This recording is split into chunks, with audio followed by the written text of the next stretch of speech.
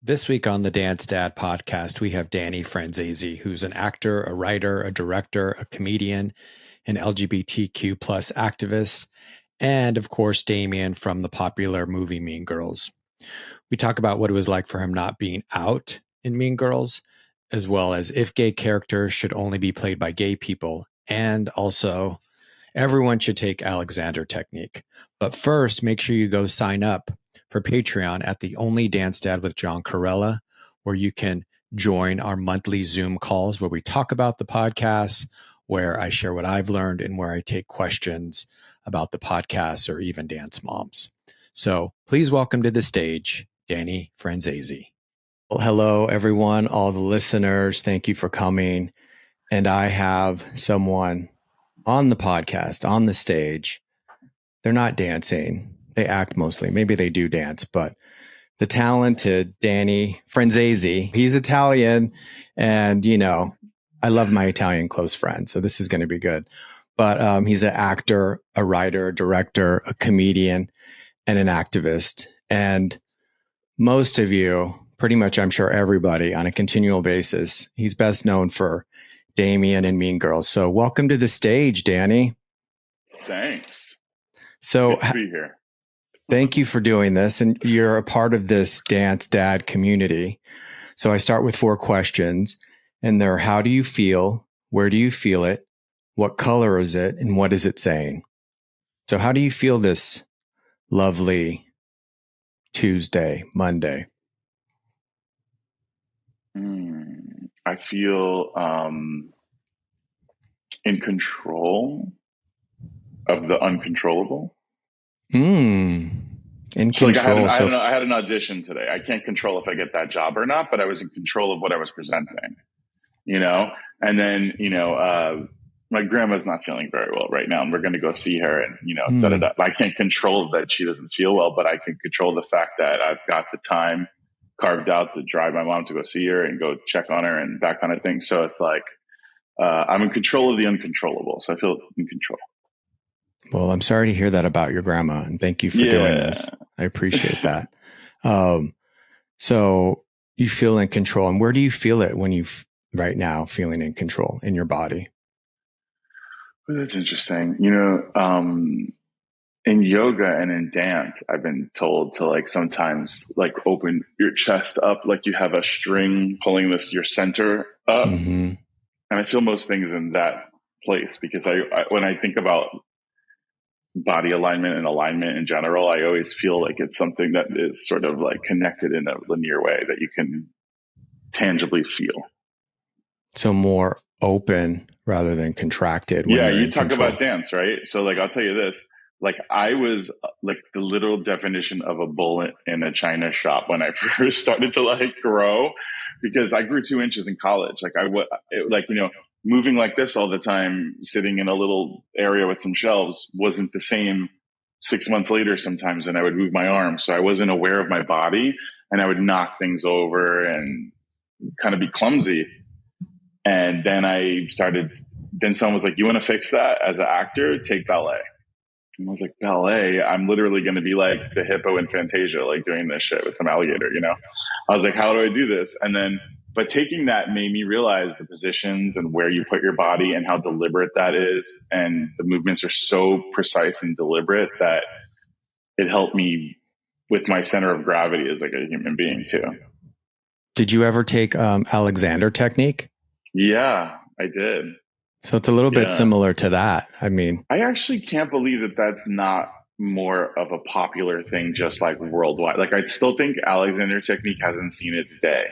Because to me, I have this friend, Amanda White, who's a producer, who produced this film that I was in, but she's also a practicing yogi. And all of her movements are really deliberate. And I noticed it one time because she was taking her laptop out of her bag, and she opened the bag and then slipped out the laptop and then placed it flat on the ground while she was talking, and then gently opened it, and then had the piece of paper that comes between the keyboard and the screen that came with the computer, still in there.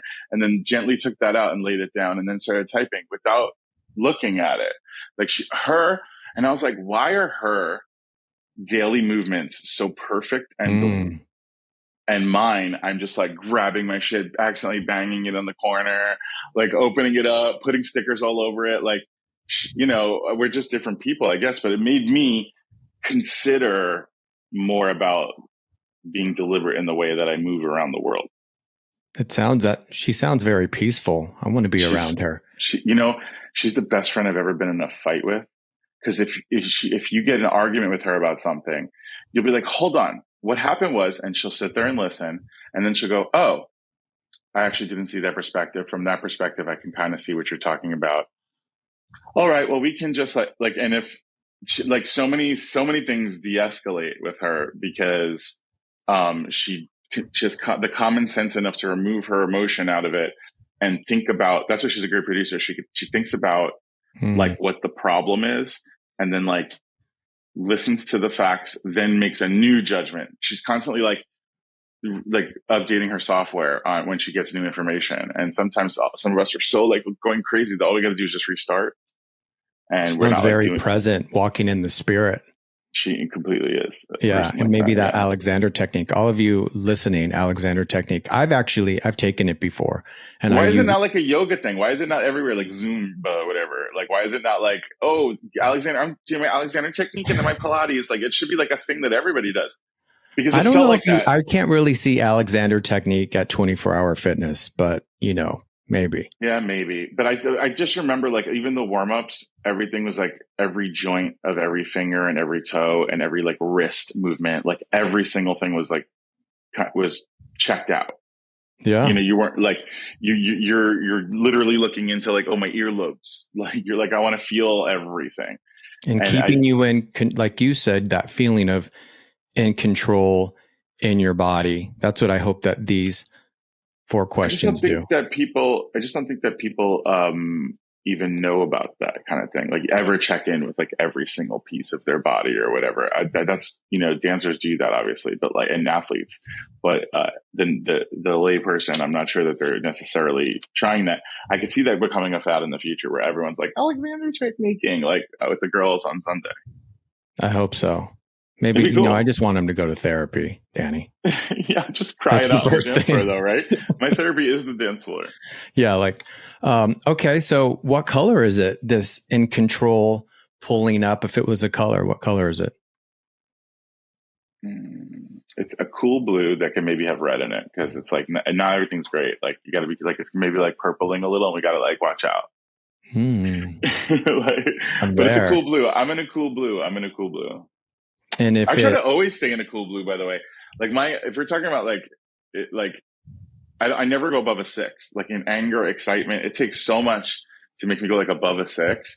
And when I go above a 6, it's euphoric because I don't really because most of the time people are like, are you excited? You're going to, and I'm like, no, like it stopped asking me because it makes me feel less than that. I can't be like, I don't get the excitement. When I truly get excited is when one of my friends or my family members are achieving or getting something.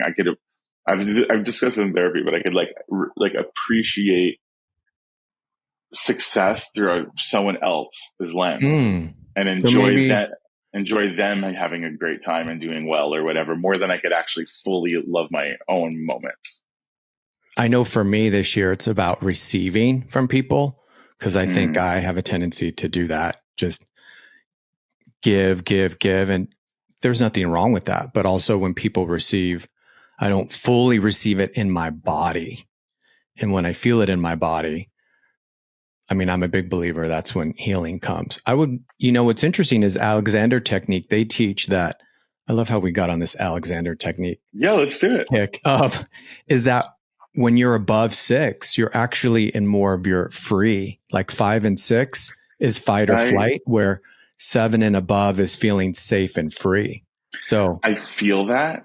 And I think that's why I'm not like calling myself like a dancer ever really, even though I love to dance. Like it's few times I can get to that level of freedom. Actually, I do it on stage. Like I enjoy it on stage, whether it requires dance or not. I do get to a level that's why I'm an actor too. I could experience it through another lens better than I can my own. Sometimes nostalgia feels good. I think nostalgia, like I have some 6 or 7, 8 moments in my life that I could always go back to and feel like, but for them to come around that often, at this point, I mean, I'm a stand-up comedian. I'm in front of crowds all the time. I was a bouncer, so like my fight or flight doesn't go off. I try to keep a cool, calm head in a crazy situation. How do I'm you like, feel that when you go on stage then? You said you don't feel it in life. So what do you do to feel that on stage? Because like it, if I'm doing a comedy, I'm almost mad if the audience is laughing at me because my shit is so serious in life. Like it's really happening to me. Like my foot really got caught on a hot air balloon and I got dragged into the sky. Like whatever the crazy thing is it's, even though the audience is like laughing, I'm almost mad because I'm like, I'm going to die here, you know? So to me, it's like a freedom of like, I'm able to go to a 7 or 6 without actually being there. And I feel all the same feelings. When I cry, I feel the same feelings like when I cry. And like when I'm laughing on stage, I'm finding a way to laugh. Like it's not just me going, ha ha ha, you know, like I'm getting into like my soul work to try to find something to make me feel that way. When you're on stage. Sure. And I think actors, like they try to feel it all the time. Like when they talk about being in the moment or whatever, like I think it's selfish. Like you want to be in the moment. You want to feel. So what about what they feel? It doesn't matter what you feel.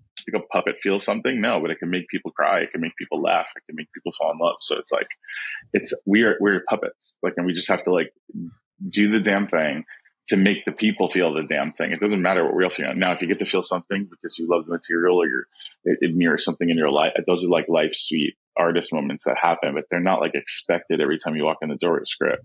Like, I think you have to like expect to be able to like take the person on the journey. Do you, I mean, I know you love Jesus, but have you heard of Eckhart Tolle, who's not Jesus? Yes. But I love Eckhart Tolle. And I think there's many people on this earth that speak things that everyone needs to hear. And that man's also one of them in that way. And I like reading, A New Earth was like a kind of cultural shift for me. Yeah. Like I was like, oh, like the death of the ego. Even to this day, when I write an email, I go back over it and look for all the times I said me or I and see if I could like, you know, I or me. He talks about if you're saying I or me, it's coming from your ego. So I look at my email sometimes, like if I go, I'm really excited to see you this weekend, you know, I would just change it to what an exciting weekend coming up, right? And then it says the same sentiment, but it's not me feeling something or lying about how I'm feeling or being truthful, vulnerable about how I'm feeling. It's just us or like the person. It seems like the mission's better when I take all the I's and the me's out. After his book, I even made my name on my headshot lowercase because I thought it was less egotistical looking to see, and it looked kind of cool, Daniel Franzese in the corner, like in lowercase. But I was like, I'm just going to really come at this like humble to the stage. Yeah. And I find it interesting because I didn't know that, but I feel like that's why we're already connecting in the sense of why I connected with your podcast on Delta Work. I thought it was super humble and vulnerable and open. And I know it helped me. And I'm sure a lot of other people, because you were open and humble. And so Eckhart says that, which I love, is the reason why people love acting or sports or performing or these high, you know, getting on a tight wire is in order to, when you are good at it, you're in a place of no mind. So your mind is not stepping in. You know, if you're a gymnast and you're on the beam, back to dance or gymnastics, which I love, if you get in your head, you flip, you fall, you hurt yourself. Yeah. So there's this sense of, so he says that, but he says, if you just know that you can feel that place of no mind sitting here while I'm talking to you or in front of a fireplace, you will feel that same feeling, Danny. I've had times where I've been in a musical where like, I'm like, I'll get through like 2 numbers and be like, oh my God, where am I in the show? And it wasn't that I was like disassociating or connecting from my job. Like, because if I've ever watched footage of those kind of moments, or I've been like, I almost at my best. And I think it is I think that is the true being in the moment is that freedom that you speak of, and like finding a place where you can like, vibe with that. Like it's how RuPaul says, like the power that you have in drag, you have out of drag. It's like the power that that one has through art can be taken and be applicable to life situations, which is why I was saying and that's, which is why this whole conversation came about, because it's like, if I'm talking about dance and Alexander technique and stuff, kind of teaching me how to be like intentional with my moves and my body, my moves in life. Then it's like, even in the tumultuous time where red may be showing up, we keep it a cool purple. Like, we got a blue right now because we got to get this stuff taken care of over here. You know, I'm like, I'm the most excitable person that you will see at the opening of a Broadway musical, but I will be like the calmest person you'll see in the zombie apocalypse. Like, it's, you know, like, there different things raise my meters. I'm going to join in with you, since this is a conversation, not necessarily a podcast, is that I am feeling really peaceful. I feel it in my eyes a little bit, and like my throat. It's kind of this like a white, probably because I'm looking at my ring light. It is. That's the color that it is. Yeah, but I am looking at a ring light right now, so it could be that. Walk towards the ring light, Caroline. And it is saying, be grateful.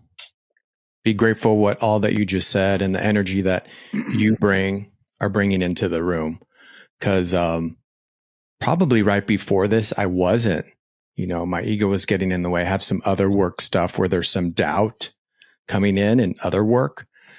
And it was interesting to see how doubt can just travel. You already have the solution, though, because you brought it up already. I'm not telling you anything you don't know, but maybe I'm just reminding you that, like,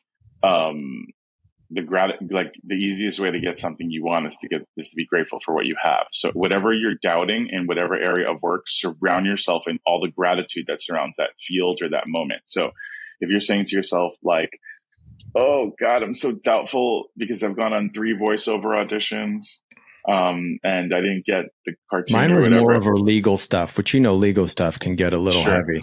Well, actually, legal stuff is a whole nother kind of conversation, because that'll like make you go, nothing will give you gray hair faster. Like, it's stressful. It's like, you go to sleep, you eat, you're like thinking about it all the time. You know, I don't want that smoke. I know what you're saying. Well, and I think my question would be for you too. How do you deal with doubt? Faith, I guess. I don't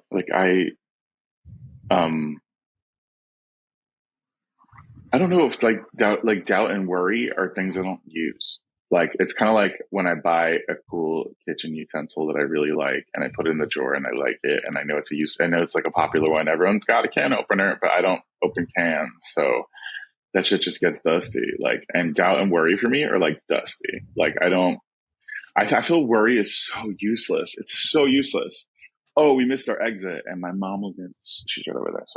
But my mom will get so stressed out, and I'm like, what's the worst? Like, really, I don't even want to think about the worst thing that could happen. And it's like, I'm just like, all right, how do we get off the next exit? And what's the best solution to the problem that I just had? I'm trying to think of the best solutions to the problem I had, not worrying. Well, just so you know, if we hung out, you would see a lot of dust at times, because I definitely can worry. And I don't doubt a lot, but so I guess my question would be, since, you know, you were in Mean Girls, you do stand up. How do you make choices then? Okay, so I always think about past Danny and future Danny. And so it's like, if I am getting on the plane and I open up my backpack and there's an apple, I'm like, past Danny gave me an apple. Thanks, past Danny. And I'm grateful that I had the foresight to give myself an apple for myself later. And it's a lot of times from playing video games too. There's like tutorial levels and things like that. You have to, or things that you acquire, like when you're like, if you're playing Zelda and you're picking up all these different things and you don't need them for boards and boards and boards to come. And you're like, I don't know why I need this thing, but I'm going to keep it in the inventory, because it's like, you know, even when you need room for it, you're like, I'm still going to hold on to that. And then the next thing you know, you're in a place that like, you can't get the weapon that you have, and it's the only thing that helps you in the situation that you're in. So I just try to be a good past Danny all the time. I try to make decisions daily that'll affect me in 2 days from now. I went to the gym at 9:00 this morning. I hated it. right? But I went to the gym at 9 o'clock this morning because 2 days from now, I want to feel good. If I wanted to feel good today, I'd eat McDonald's, but that's not going to make future Danny feel good in 2 days when he has a stomach ache. So it's kind of like, I'm just trying to make decisions these days that like past Danny can like hook up, like my best friend is future Danny. And like, I'm just like, how could I, like my partner is future Danny at this point because I don't have one. Like I'm the only future, like Danny or whatever. And this is not the ego, this is the soul work. But like Danny is like the one who is with me since birth till I die. Nobody else. No matter how much they love me or I love them, I'm the only one that's been on the whole journey. Me and Jesus. So it's like I have to say to myself, like, I have to set up the journey for Danny because nobody else got your back in the world. No one has your back in the end of the day. Do you feel that's the Holy Spirit in the moment choosing for future Danny?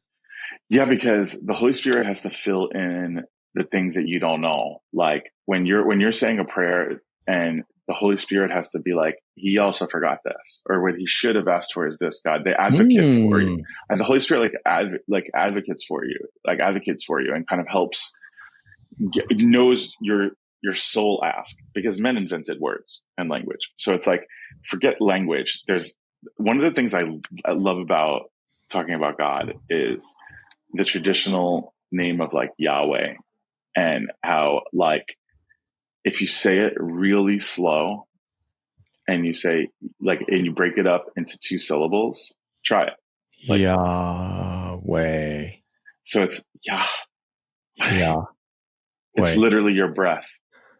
I did hear that once that it doesn't it mean breath, or I don't know if it means breath, but it's tied to breath. But the idea of that is so like how simplified it is when church hurt and stress and tradition and it's literally you called them with your own breath.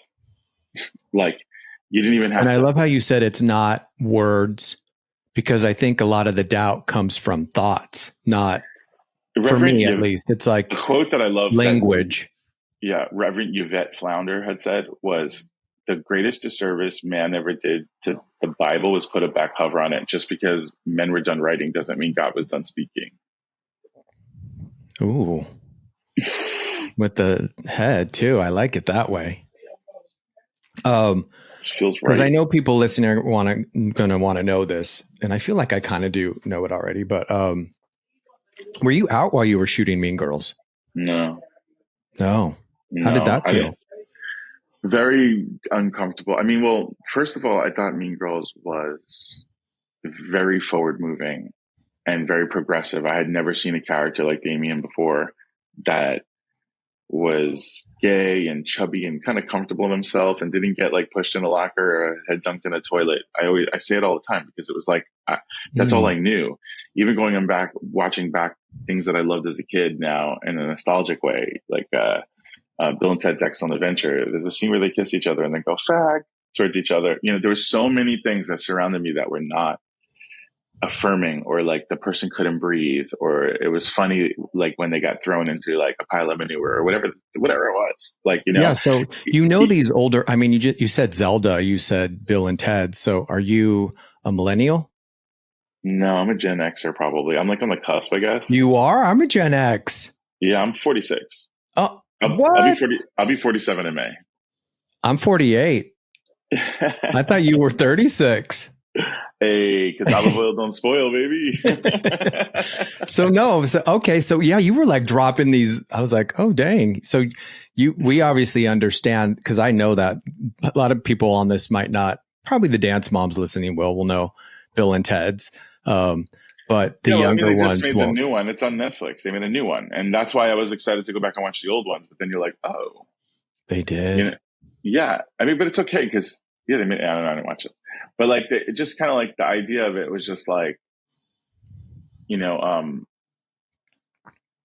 all of these things that I watched were not affirming growing up. Like everything that I watched was saying no, bad, no, bad. Oh, like, my God, bad. And the stories that were public were sad. You know, it was like, oh, here's Broken Hearts Club, or here's, you know, even the news about HIV and AIDS. The news and Pedro Zamora, and like just things that were like and Jonathan Larson, which I know that's, there's just like the gay people in that were all crying. Everybody's always crying. Like it felt so sad all the time. And it just felt like this cloud. And people also had like disgust. Everyone was still going like, that's so gay. Why would like, ew, oatmeal's gay. Like everything's gay. Like, and that was like, that was what was popular. And it just didn't seem like something that was, it. And we didn't know our like sexuality and gender spectrum back there, back then. And I would identify then as biromantic, but homosexual. So I was really falling in love with these women and seeing a future with them and kissing them and wanting to like hug them and I can't wait to like love language them or whatever. But when it came down to like sexual relations, I was like really not interested, and then I just didn't see a world where I could be in love with a man. I could see worlds where I could have sex with him, but I didn't see where I could be in love and it'd be okay with like the world and my career. And there was a lot of it that was stressing me out. Talk about stress. Danny, I mean, no offense. This is my point of view. I still deal with that myself as a 48-year-old gay man, like is what I want. We are out there. Bunch. We're a scarred bunch. Okay. Because we're feral children whose generational people before us all died in the AIDS crisis. And we lost so many creatives and thought leaders and writers and big thinkers and just people who like were supposed to teach us through their media, through knowing them. And we lost them. So, I feel like it's my turn to kind of say it double. I probably shouldn't be as open about this kind of stuff in my life and just keep my spirituality close to my chest because it's private, and keep my relationship private, and don't talk about the fact that I've, like had a hemorrhoid or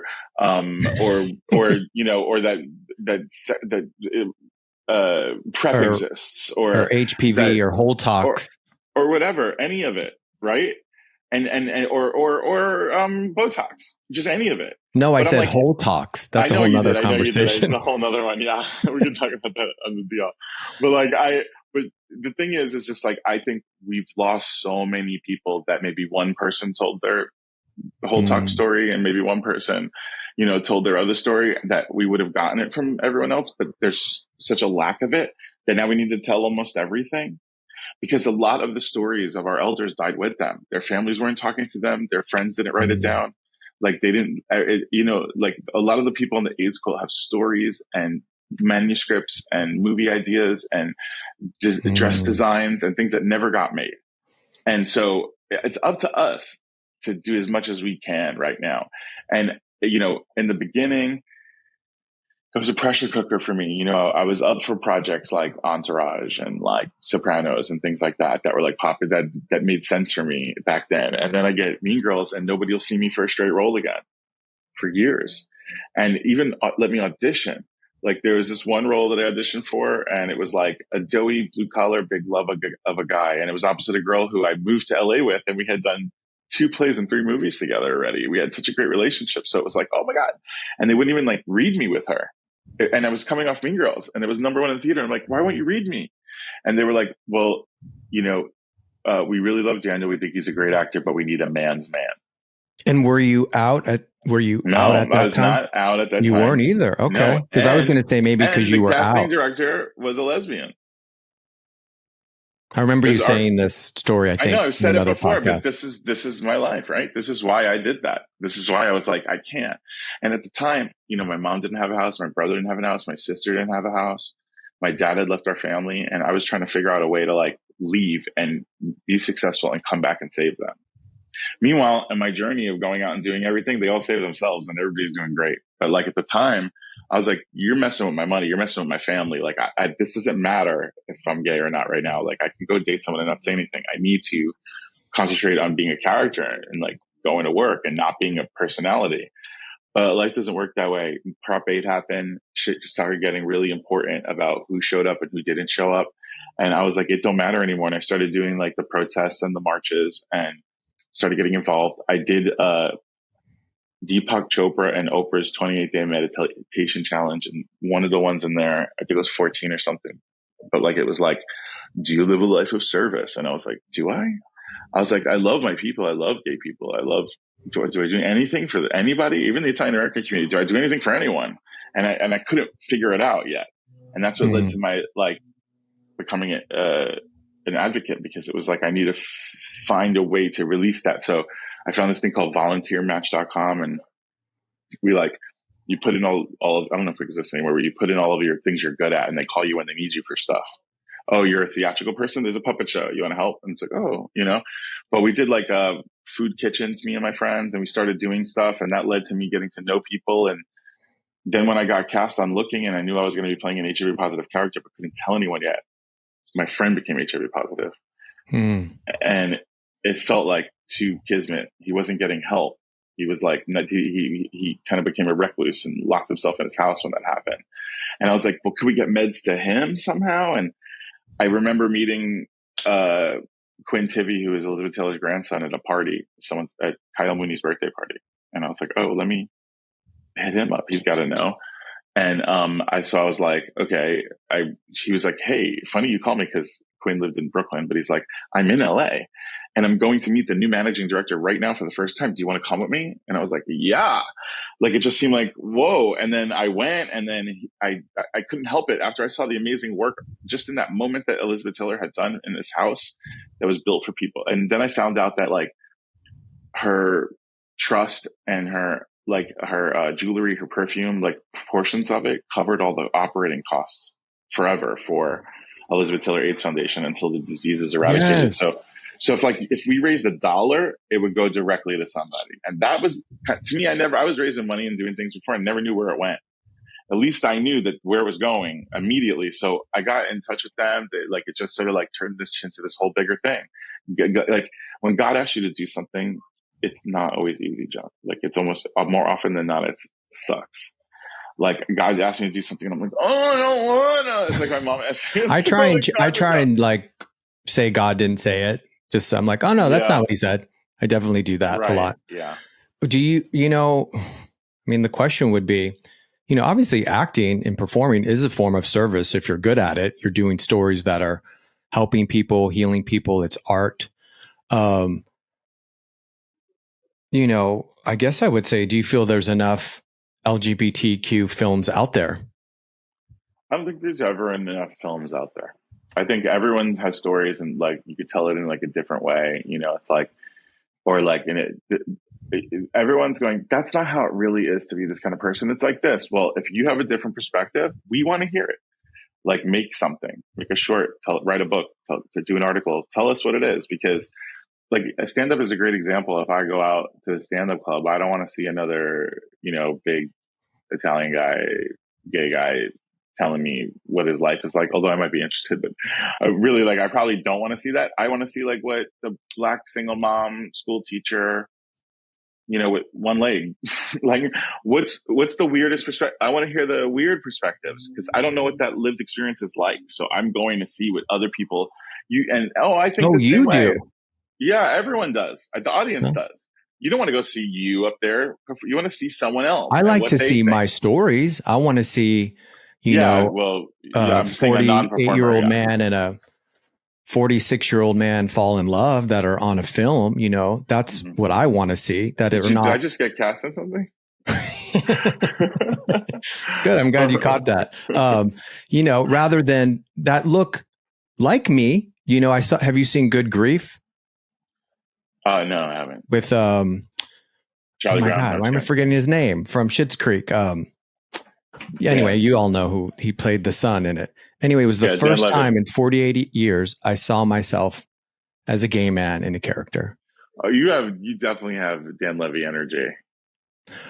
You remembered his name. Well, let me rephrase that. Outside of the eyebrows, your eyebrows are serious. You're like, I don't always record my podcast on the internet, but when I do, eyebrows. Oh, wow. You're a man of puns, even when you helped me with your last name. I like it. But I felt myself. I was like, oh, I know this story. Like it felt about love. And it's a great film, everyone. When I saw something like that is on Ugly Betty, Michael Urie's boyfriend's character. David Blue played him. It was like a fashion photographer, but he was like, gay, but he wasn't going to gay clubs. He just was like waiting to kind of just meet someone in the world and like be the kind of, and at that time, that's like what my lived experience was more like. And I wasn't a fashion photographer, but I was an art curator. And it was like, I was like, oh, this is kind of like me, I actually got offered an audition for the role and turned it down because it was a gay role, which actually really is disappointing because I was so bitter that I was actually blocking blessings. And I think that that's a whole nother thing. Like, like you can't block blessings because sometimes we do that too, because the struggle is more comfortable. Do you feel gay characters should be played by gay people, and why? Here's the thing. Absolutely, unequivocally, yes, when it was a real living person. At this day and age. Not to say that like it couldn't someone else couldn't or shouldn't be able to play those, but right now where we're at, like when it's Elton John, straight person. When it's Freddie Mercury, it was a straight person. When it's Harvey Milk, it's a straight person. It's like a little exhausting. I'd like to see our heroes. Yeah, when it's Halston, it's a straight person. Exactly. And I feel, no, Halston was Murray Bartlett, right? But don't you feel Halston was Ewan McGregor? Oh, you're right. There you go. Yeah. But don't you feel Brokeback Mountain with two gay guys that act would have telling our story would have not got made? Yeah. See, so this is the problem. Okay? I know. The problem is not even America, which probably before where we're at right now was ready for that kind of a thing to happen. I mean, we had Bros get made, right?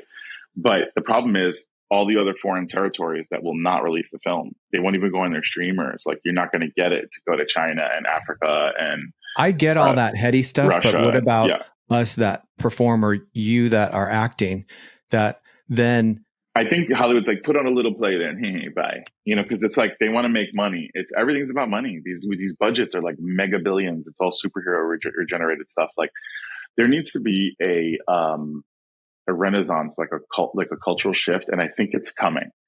It's coming in a lot of ways. I mean, this is kind of a hot take or whatever, but I think it's coming in a lot of ways. Like movies like The Substance, like that are coming out now that are just so brilliant and risky and a little gross and kind of like I just alarming. saw it for the first time last. The thing and the images are all artistic again, and then the yellow coat and like all this stuff. The French cinema, early movie making is like kind of having a comeback. Poor Things is another movie like that. Like these movie, Everything Ever All at Once. There's like these high conceptual, interesting films that are happening right now because I think there has to be a movement that goes against the easy to go cookie cutter remake or easy to go cookie cutter derived from a comic book or whatever. We're kind of coming out of that phase. So it's like, even though that stuff is still evergreen and making money, the next thing has to appear. And I think it's weird stuff because we also had a whole big time of political correctness, or as the right like to call it, the wokeness or whatever. And all of that went on for a while, and it kind of affected media in a positive way and in a negative way. It definitely had both effects, I think. But someone who is a believer in Jesus, don't you feel they made it negative to be awakened? I mean, to me, wokeness means Jesus always said to be awake. Peter, wake up. I tell you, like I like I'm definitely all about diversity and equity and inclusion. I like all of those kind of principles and everything. But like sometimes, like for me, it was a little confusing with like the new queer folk, where like everybody was a different nationality and everyone was a different like ability and everyone was so different that they would never hang out together. It just wasn't realistic to me. Like I know the gay world. You're realistic. I can agree with realistic for sure. You're trying to make it as real as possible by including everyone in the rainbow, but that's not how the communities are. And it would be interesting to show the communities more how they are, to teach the communities lessons of diversity, equity, inclusion within those stories, but mirroring them as they are and not trying to make it like your mom's black, your dad's Chinese, you're, Mexican, your sister's white, like, and you're all the family naturally. And like, and I understand with theater, I have no problem. Theater is the best place for suspension of disbelief. We're all sitting here thinking that a window hanging from two strings is a real window. We're fine. We can understand that the king and the queen are two different nationalities. I think it's beautiful. Give everyone a chance. But when it comes to certain things where you're trying to keep people like you can't go so far as to like not. Also all the gay roles were drying up, and all the roles were for trans or non-binary people for like no reason. Like the way, like it was like an exploitation era, and exploitation also means work for people. So God bless, like get the checks. But there wasn't like the fun gay best friend part anymore. There was the fun trans friend, and it was like becoming like it wasn't necessarily serving the story in a lot of ways, because it was serving the trans community maybe in certain things, because you're like, oh, this is really awesome that you could see a trans woman working in as a lawyer in this. And I'm not even bringing, I don't even know if a trans woman played a lawyer. I'm making this up, but like, so I'm not saying anyone specific, but I'm saying like to see a trans woman in a position of power, like doing this kind of thing, and everyone at the table is letting her give the speech and da da da da. But that's not true to like a trans experience. So like, telling our stories. So exactly. It's important. So you're not just who was plugging writing? them in. So I would say, who was writing these stories? Was it straight money people? money again, because they were like, oh my God, gay is selling. And so a bunch of, again, straight people, or at some point, I don't even want to be like straight people. I'm not like that. To me, I think it's more bland people. And it doesn't matter if you're black, white, gay, straight, when you're rich and bland, you become one race, and that's rich and bland. And so it's a bunch of rich and bland people that are like saying, what did the focus group like? These 8 people liked it. Great, let's all do it. I've had movies where like directors have re-edited the movie because their 7-year-old didn't laugh, and I'm like, you making a movie for 7-year-olds? Like, it's like just people take the people don't use their own brain, and they're taking other people's brain. Corella, who made Substance, these directors, Milos, these people that are making these movies are doing things where they're not thinking about the bottom line and about the money and about this and that. They did get Demi Moore. I mean, yeah, but as far as capital, they're going to get a lot of capital for that, though, because she was playing an actress, like who had, like she said, it was a vulnerability charge for her to do that. Yeah, she was good in it. Yeah, and I'm sure some of the feelings she felt in there were real, because they were mirroring her own life, her own star in the Walk of Fame, getting stepped on or whatever, what have you. So it's like, that was a perfect kind of choice. Whereas like to me, Brendan Fraser in The Whale, who I love Brendan Fraser, I'm not taking away his Oscar win for playing an obese queer man, but like I got wrapped up in that conversation, because I'm like, you're having a person who's straight wearing a sack of beans, playing somebody who has a lived life experience like so many of my colleagues and myself. And it's like interesting to me how you're like, you'd rather hear the perspective, or it's like more marvelous, or get the statue because you played something so crazy.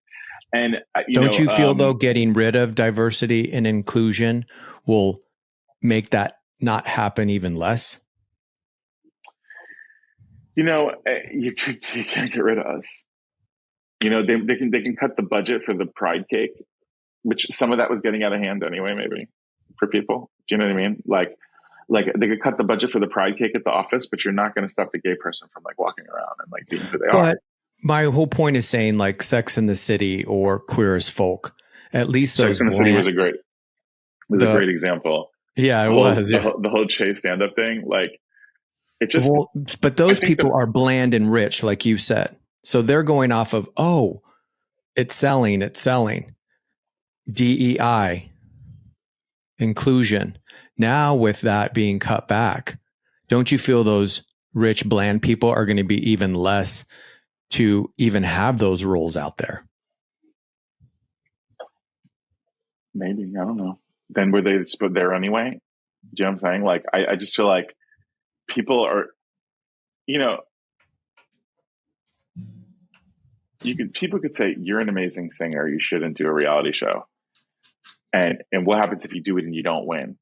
And then you could end up being Jennifer Hudson. Like, to me, it's like cream rises to the top, do your stuff. You know what I mean? Like, keep working and you'll still get the parts. You'll be the first, this person. There'll be a part that is supposed to just be a quirky best friend, and they'll be open and they'll find you.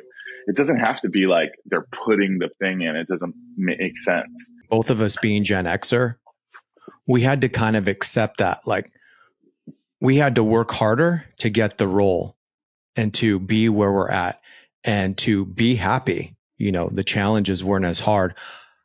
I think, and I used to have to be said like, toughen up.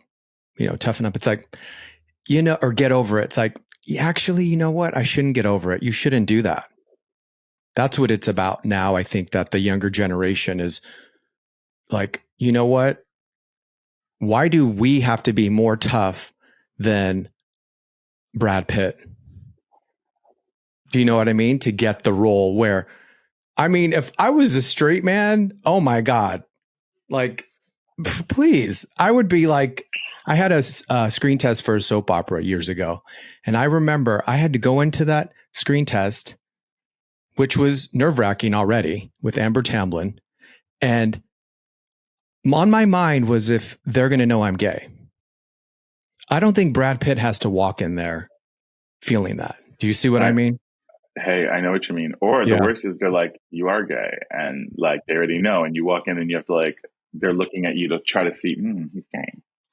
Like where they might not notice it in a Brad Pitt who might not say he is if he was. You know, I'm just saying like they would just not notice it as much. I just think it's like a thing. You know, it was frustrating. And that's what I'm saying. I don't feel you. It felt witch hunty. Have to deal with that or other.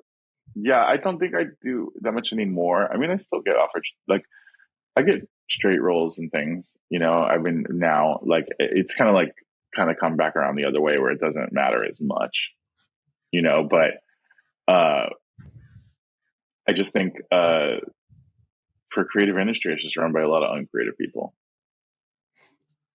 And we, you know, people always ask me sometimes if I get asked fairly often if I'm going to ever run for office in any way, because I'm always, you know, I lobby Congress yearly. I'm involved with different kinds of causes. And like, I'm even in touch with my local council people, like, but, I love that. That's amazing. I have zero desire though to actually run for office because I have more power to change people's minds by being on a podcast like this, or like creating mine, or we're playing a character that somebody else can experience life the way I experience it through the 6s, the 7s and 8s happening through somebody else. Somebody might have 7 and 8s while they're watching a performance that I'm doing more than they could have them in their own life.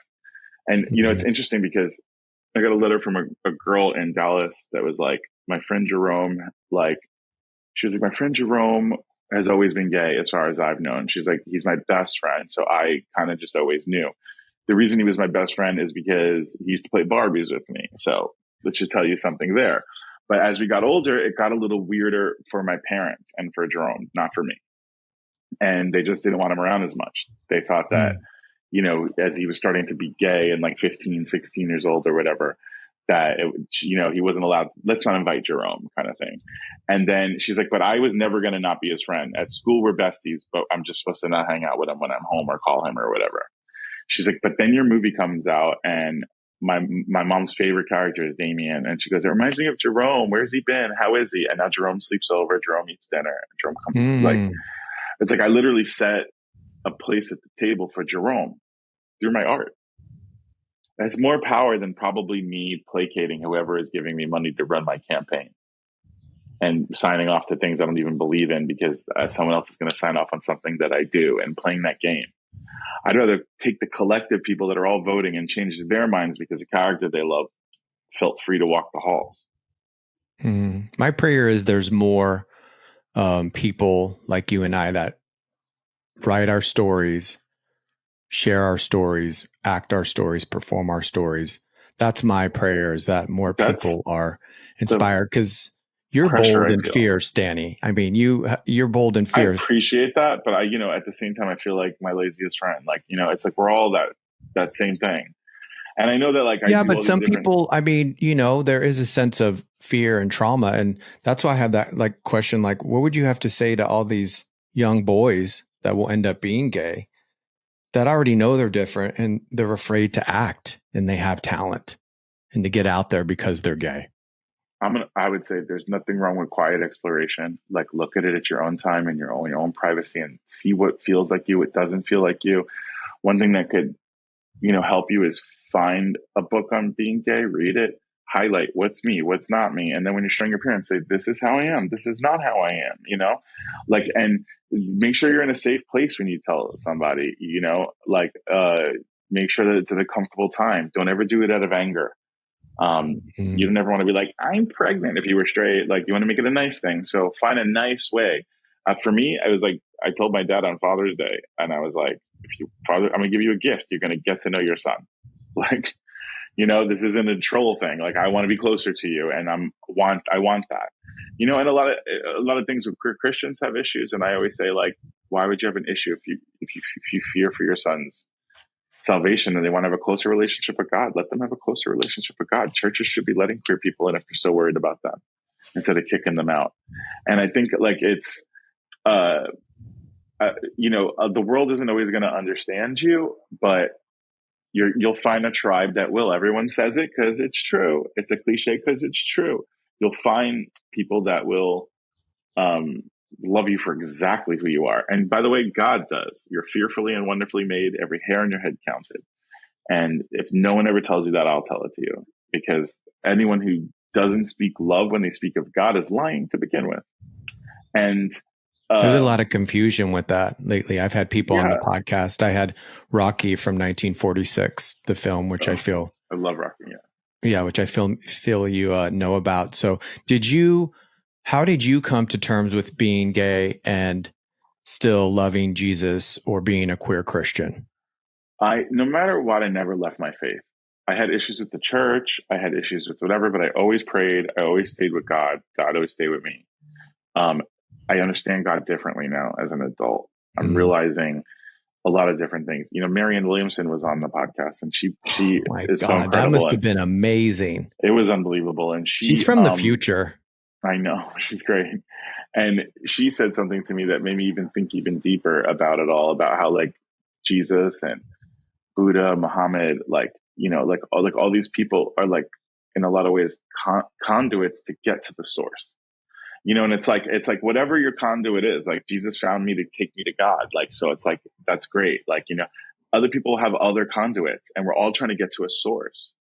And to think that God is like a old white man in the sky is crazy. Like, you have to realize that God is genderless and has their own pronoun, which is a capital H-E, only a genderless pronoun reserved only for God. And so therefore, like, it doesn't match a gender. And so it's like, God has his own pronouns if you have an issue with pronouns. And, like, I think that people just need to look a little deeper and a little further. And, but going back to talking to somebody, I would like to say, look, there's nothing wrong with doing a ton of research and everything on sex before you try it. Think about it a little bit. Like, it's great to have exploration. I ended up having sex with someone that I didn't care about first, and I wish I could have had sex with someone I loved first. I don't think that that's how it has to happen for everyone, but that would be, if I could go back and do something different, I would have loved the person, even if it took me years and years to find them, because I think it would have changed my early relationship to sex.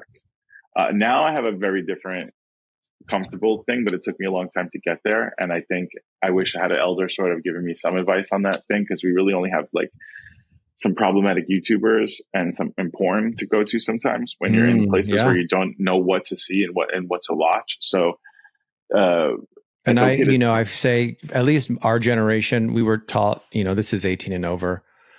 Well, I'm not going to say anything bad, but we were taught how to have sex with a man, but not love a man. At least I was. No, that's, what that I haven't heard it put that way. And that's really profound, because it's true. And I might repeat that in the future, because it's, like, very important to try to communicate this experience to people who don't understand. Like, it's, as queer people, it's our lived experience, like, of having to figure out sex in a very awkward way. And I fear sometimes for evangelical children, because I fear for Alabama and some of these, like, states in Florida, where they're removing sexual education, like, and trying to teach abstinence training, which never works. So now, like, you're removing their education on at least how they're feeling and what's happening to their bodies. And, like, luckily we live in an age of information. It's not going to be hard for them to find any of that stuff on their own, but it's also a little weird. When I started working at Elizabeth Hill AIDS Foundation, there were kids in Alabama that didn't even know what AIDS was. And to me, that's just despicable and irresponsible of the adults in our community. I love how in Japan, adults feel like the kids never get kidnapped, because every adult in the community watches a kid. If they see a kid around, they all feel responsible for the kid. Like, we don't have a culture like that, And I think that, because I feel they don't want us. I mean, they just took that off the CDC website, HIV, PrEP information.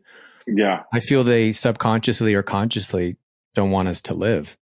That's my opinion. Look, we could conspiracy theory all day. I just don't think I just don't think us living is a matter to them. And another thing is like being sick and being on all of those meds and everything that, and all the treatments and all the doctor's offices, that really pays them up too.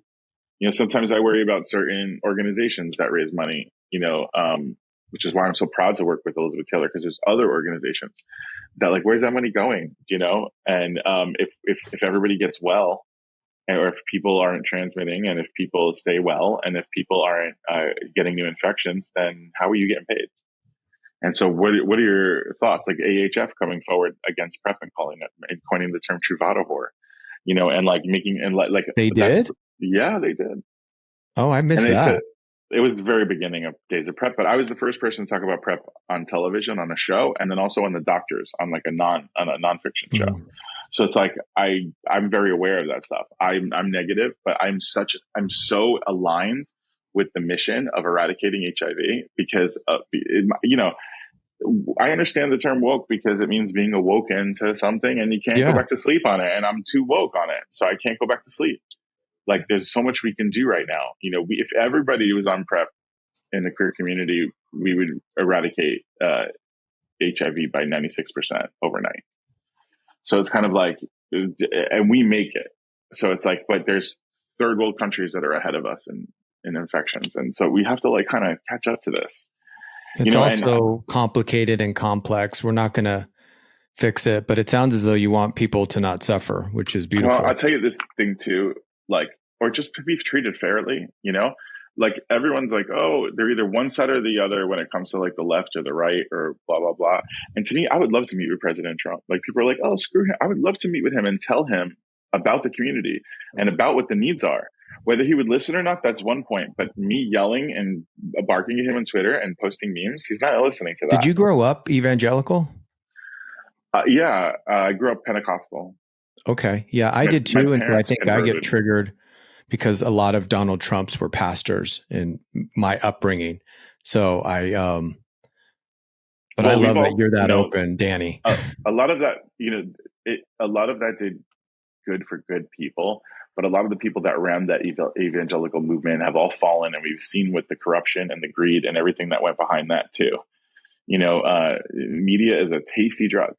And so it's like, I don't rely on anyone as a spiritual leader outside of my community. I have a great church. I go to Metropolitan Community Church, which was founded by queer people 2 years before Stonewall. They sued Los Angeles to have the first Pride Parade ever and won. They are the ones who did What's all the name of the church? MCC, Metropolitan Community Church. It's a worldwide denomination. Yeah, the one. Actually, that's where I went to go see. That's where I met Rocky for the first time, because they had a. You're probably talking about the bigger one, but I go to the Founders one, which is the one that was started, and it's in Los Feliz. Oh, okay. Yeah, I was thinking the bigger one, but yeah, it's fantastic. And my whole life as a Gen Xer, I felt starved for elders because I felt like I didn't have them, like we discussed earlier in the pod. And like I showed up at this church, and they were all there, and they've been there since before I was born, and it's the same people. And I'm like, I just needed to get to them. And it's totally my tribe, and I love them. And I've been to the MCC in New York and Orlando, and here in Fort Lauderdale, Sunshine Cathedral, and London. I sang at the MCC in London a couple of weeks ago, and I just love this church. But anyone who's interested in to find out if your church is affirming can go to churchclarity.org. It's a great churchclarity.org. Yeah, that's a great way to just type your church in and find out what's going on. Because sometimes they'll let you sit in the front row and hold hands and take your pink money, but you can't rise to roles of leadership. Your kids can't go to the school, and they really are secretly condemning you. And you should know what you're in for. And that goes for straight people who are allies. Like if you feel like you're a true ally, then make sure the church you're going to is affirming. What do you have a podcast called Yes, Jesus? Yes. Yes. Yes. Yes. I got to say that better. There's like a W in it. Yes.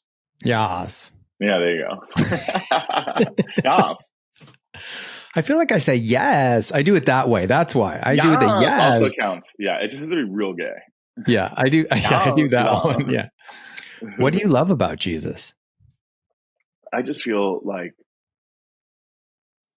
the teachings of Jesus and the way to live a life of love, the examples of love that he showed in his lifetime, and the peace that I've seen people humble themselves at the altar to Jesus, and the peace that it brings people, and the way that it could bring like the toughest man to his knees, like, you know, and like just the humility, something that I felt like was a beacon in my life that I could pray to and see, that felt a connection to the source because it was someone who had walked the earth. So it felt more like I felt closer to God through the existence of Jesus. And now to know it, a true relationship and with God, where I feel like I have this symbiotic relationship going on, and then to see how people twist it and morph it and use it as a weapon and everything else, I feel a different connection to the true divine, because I see people look at me and like feel weird about the way that I'm connected to God, like, or think, you know, I've even seen some comments where they're like, "Oh, he's hot, but I just hate his beliefs." I know that feeling. I definitely know that feeling. And I think to Christians, they often like love to wear their scars, like medals or whatever. And I'm not trying to get beat up or anything either. And I'm not trying to alienate anyone, because I think that the term Christian has a really weird tone around it. Christians are now more known for hating LGBTQ people than they are for loving Christ. And that's an actual statistic. And I think that like what I do is I make people go, "What?" And I love that God could still continue to surprise people and through me do that. And I feel like people like to Bible study. We Bible wonder, because what are you studying? You know, we're trying to figure it out. It's the mysteries of life. I like that Bible. You probably love Richard Rohr too. I could go down this rabbit hole. I don't think I know Richard Rohr, but I probably would. You've named several people that I love. I'll email you a great book. And what's amazing right now is while you're talking, there's this unbelievable light going across the camera so it's amazing. I gotta thank Florida for that one. So you talked about Elizabeth Taylor many times and the AIDS Foundation that you work for. What's your favorite Elizabeth Taylor movie? Only because that's my mom's favorite actress. Who's Afraid of Virginia Woolf, which is excellent, and her role in that is just so awesome. Suddenly Last Summer is also amazing. Cleopatra, iconic, right? My two favorites are like really rando, because I'm really rando. And it's going to be with her gay bestie. I'm already calling it out. No, it'll be when she appeared on the Flintstones. Oh, because I was like, whoa, I couldn't believe that Elizabeth Taylor was on the Flintstones. And in the episode where she was the voice, the only person who's played the voice of Maggie Simpson. Oh, okay. That is random. Yeah. It's very on brand though. So Danny. she was Maggie's first word. And I thought that was really awesome. And the Flintstones. I love her in with her gay bestie, A Place in the Sun, with Montgomery Clift. I don't think I've seen that. It's her first film. She played an actress, and Montgomery Clift was a closeted gay man who. I know their relationship in the story. Yeah. Yeah. So, but they're so insanely beautiful on screen. It was like, are you kidding me? These faces. But okay. Well, you know, we are nearing well, this is kind of a good, I think I know where you got your faith from, but I think we're good. Like, I'm feeling it. I'm digging the light going across your face right now. I'm feeling real spiritual. I'm calm. Hey, let's go. One question was, did you have a stage mom? You know, my mom or dance mom. My mom's always been really supportive. Like, I wouldn't call her a stage mom. Like, stage mom, I feel like has that Mama Rose quality where they're like pushing you to do more. Like, my mom was just always like, Hercules. Like, it was like, you know, I could do like what like, she loved the stuff I did, but it wasn't like, you have to do more. I bought you this. Let's get to this. You should take this class. Like, no, I was my own stage mom. And if anything, I was the stage mom for my other family members and all the surrounding kids in the neighborhood. I was like always trying to get people to do shows. Dance moms and, you know, stage moms are very similar. So I didn't know if you, you know, had a mom over there that was, that ironed your shirt right before you got on the podcast. No, if anything, it's like the opposite, because I play my mom on YouTube, and like I have a play where I play her, and my stand-up's all about her, and Hmm. as an Italian lady on Drag Race, and like I like so many things about her. She's a big, huge inspiration point for all my work and like everything. Like people always like, "How's your mom?" Like it's like the first thing. It's like such a huge part of me, So definitely, but not in a stage mom way. She wasn't pushy. My mom was 21 when she had me, so she was kind of like a bestie. I was at my mom's 30th birthday party, which is so bizarre to me, but like, Oh, wow. Yeah, you were. Okay, I'm thinking about that. yeah, So it's like we've been friends forever, My mom is and visiting. so She's literally in the next room, so I know that yeah, feeling I'm a of mama's boy all day. being Please. close. Okay, what's your this is a little bit of a rapid fire. Who's your favorite gay actor? I love Nathan Lane. Mm. I'll see Nathan Lane like anything he does. He cracks me up. There's a lot of people I like. I'm just trying, like That's right now. good. No, Nathan Lane is great. Nathan Lane is probably come the on. one. Yeah. The one with the Robin Williams. I can't believe I'm forgetting the name of it, but the Birdcage. Yeah. yes. I mean, Yeah. please. Terrific movie. Yeah. You ever see La Cage aux Folles? I have not.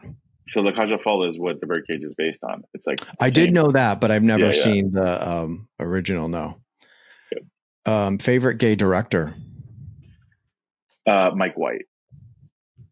What did he do? White Lotus right now, but he's done a lot of things. He did Orange County. He did, which is one of my favorite movies. I think it's so funny. He did Chuck and Buck, and no, you got me at White Lotus. That Enlightenment. Yeah, he's a great, and School of Rock. He's great. Okay, good. See, you're teaching me. You're schooling me now. Favorite gay movie? Oh, also, hold on. That was like maybe my comedy director. I have to like. Okay, do the other one. For drama, I have to say Todd Haynes. Todd Haynes is amazing. He did Far From Heaven with Julianne Moore and Patricia Clarkson, and then he did Carol. Oh, Carol, yes. Yeah. The exquisite Mildred Pierce miniseries on HBO with Kate Winslet and Evan Rachel Wood. He's just he's probably like one of my favorite directors of all time. And I would like die to work with him, but he's fantastic. I'm going to look at the Mildred Pierce. Sounds really interesting. Yeah. Favorite gay movie? Favorite gay movie, probably Birdcage, to be honest with you. Like that's up there as one of my favorite gay movies of all time. But also, I really love Paris is Burning. I feel like it was such an infusion of like culture and energy when I first saw it. Like I felt different walking out of that, and I was different walking out of that. So that would probably be like my number one choice. But I do really love Birdcage a lot. I love the Tales of the City movies. I love those movies. Those are the first time I saw Guys Kiss, and like I love Armistead Maupin's books. I've read them all. I would love for you to check out Good Grief when you get a chance. Watch that. I will. I will. You'll like it. Yeah, it's pretty emotional. I'm a Cancer, so I love like. Oh, interesting. Yeah. Favorite gay play? My favorite gay play. I love The Mystery of Irma Vep. It's a play where two guys play like 8 characters each, and it's very freaking funny. The closest thing to it right now is probably Oh Mary on Broadway. Like it's got the same kind of like absurdist, weird, draggy, and it's based on like Alfred Hitchcock's Rebecca, which already has all these like lesbian and gay overtones in it. It's just hysterical. Like it's quick changes. They leave one door and come out as another character, and you're like, how'd they do that? And it's just real sharp gay wit. Are you going to be in it? I tried to be in it at one point. At one point, me and Eddie K. Thomas almost did it off Broadway, but then another production of it was mounting. But we did a reading of it. I'm maybe getting too old for it because it's very physical. I thought you were. Oh, the physicality. I was like, I thought you were 36, so you can. No. I mean, just like it's a lot of like running and jumping and climbing and being beat up and like da. So to do like 9 shows a week might be a little hard on me. But you can do the movie. I wouldn't say no. You brought it up too. I didn't know that you liked musicals, but favorite musical? Love musicals. The deep cut for those who are really into musicals is I love by Ahrens and Flattery. I love My Favorite Year. It's just such a good. They also wrote Once on This Island, and and Ragtime and a lot of other great musicals, but like Anastasia, but that one is like my favorite. But for the broad stroke people, Gypsy is, I will watch any production of Gypsy. I don't care if it's like a nursing home or community theater, like even a bad, high school version. A high school version of Gypsy is like would be like one of my favorite things to go do. Like I love like that musical. I love it so much that a bad version of it would almost be more fun to watch. Some of the things that I get excited about in that musical. First of all, it's the best overture in Broadway history. Like, you know, da da da da da da. Like you just feel good. Like it doesn't matter. They can play a recording of it, and I'm like, you know what I mean? Like, and then like the song Little Lamb, how are they going to do the lamb? Is it somebody's Maltese? Is it going to be like a lamb puppet? Is it going to be just a static stuffed animal? You know what? I've never seen it. Oh, well, there's like little things in I've seen pieces of it because the movie version, I love Natalie Wood too. So I would watch little pieces of it.